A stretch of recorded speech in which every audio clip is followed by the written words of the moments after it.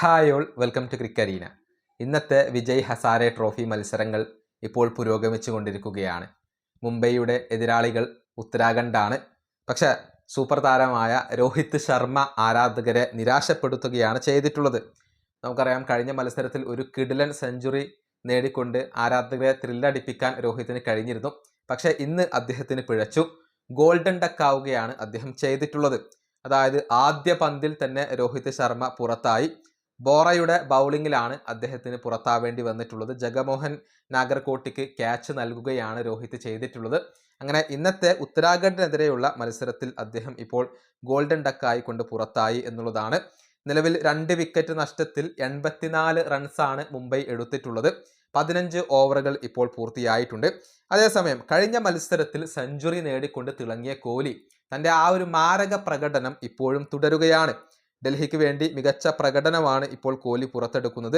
ഡൽഹിയുടെ എതിരാളികൾ ഗുജറാത്താണ്. നിലവിൽ 67 റൺസ് നേടാൻ കോഹ്ലിക്ക് കഴിഞ്ഞിട്ടുണ്ട്. ഇപ്പോഴും അദ്ദേഹം ക്രീസിൽ തുടരുകയാണ്. 49 പന്തുകളിൽ നിന്നാണ് കോഹ്ലി 67 റൺസ് നേടിയിട്ടുള്ളത്. അർദ്ധ സെഞ്ചുറി അദ്ദേഹം പൂർത്തിയാക്കി കഴിഞ്ഞു.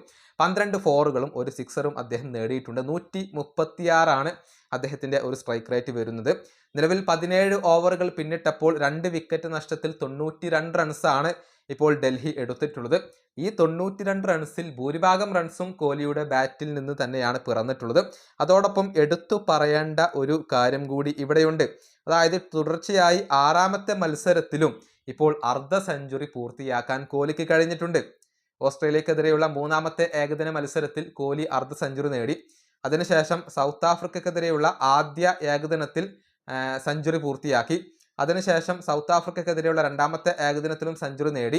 3ാമത്തെ ഏകദിനത്തിൽ അർദ്ധ സെഞ്ചുറി നേടി. പിന്നീട് വിജയ് ഹസാരെ ട്രോഫിയിൽ ആന്ധ്രക്കെതിരെ ഒരു സെഞ്ചുറി കോഹ്ലി നേടി. അതിനുശേഷമാണ് ഇപ്പോൾ ഗുജറാത്തിനെതിരെ ഒരു അർദ്ധ സെഞ്ചുറി നേടിയിട്ടുള്ളത്.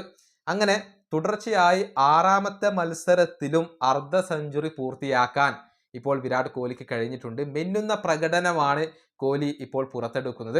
അതിപ്പോൾ ഇന്റർനാഷണൽ മത്സരങ്ങളാണെങ്കിലും ഡൊമസ്റ്റിക് മത്സരങ്ങളാണെങ്കിലും ഒരുപോലെ തിളങ്ങാൻ കോഹ്ലിക്ക് കഴിയുന്നുണ്ട്. ഈ വീഡിയോ അവസാനിപ്പിക്കുന്നു. അടുത്തൊരു വീണ്ടും കാണാം.